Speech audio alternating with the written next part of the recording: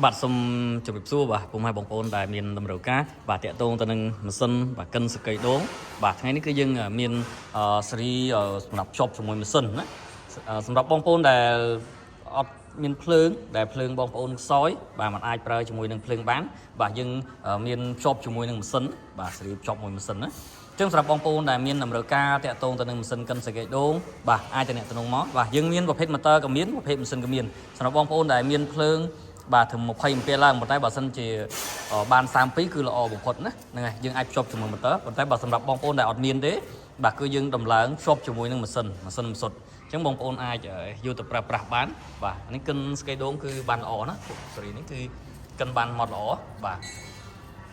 ចឹងសម្រាប់បងប្អូនដែលចង់បានម៉ាស៊ីនបាទអាចតំណងមកបាទយើងនឹងរៀបចំបាទបងប្អូនអាចទេមកប្រឹក្សា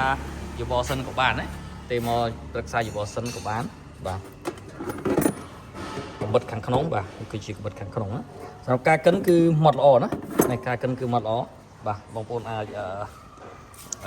សួរព័ត៌មានអីផ្សេងៗបានហើយសម្រាប់នៅក្នុងឃ្លាំងក៏យើងមានប្រភេទម៉ាស៊ីនផ្សេងៗផងដែរសម្រាប់បងប្អូនដែលមានតម្រូវការបាទតាក់ទងទៅនឹងម៉ាស៊ីនបាទសុនចំណៃម៉ាស៊ីននេះគឺប្រភេទម៉ាស៊ីនប្រលេះពោតណាបងប្អូនដែលពោតបាទពួកស៊េរីនេះគឺ 0G 0ចំណីគ្រាប់ចំណីសัตว์បាទប្រភេទម៉ាស៊ីនលាយបាទម៉ាស៊ីនកិនស្រូវហើយនិងម៉ាស៊ីនផ្សេងៗទៀតអញ្ចឹងយើងមាននៅក្នុងស្តុកស្រាប់តែម្ដងអញ្ចឹងសម្រាប់បងប្អូនដែលមានតម្រូវការបាទអាចតាក់ទងមកបាទសួរព័ត៌មានបន្ថែមបាទឬក៏ទេមកប្រឹក្សាយោបល់សិនក៏បានដែរណាហ្នឹង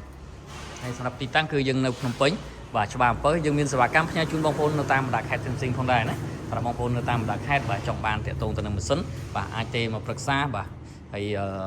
នៅក្នុងនេះក៏យើងមានជួបបាច់មាន់ពួកស៊េរីល្អណាពួកនេះស៊េរីល្អយើងវត្តល្អណាมัน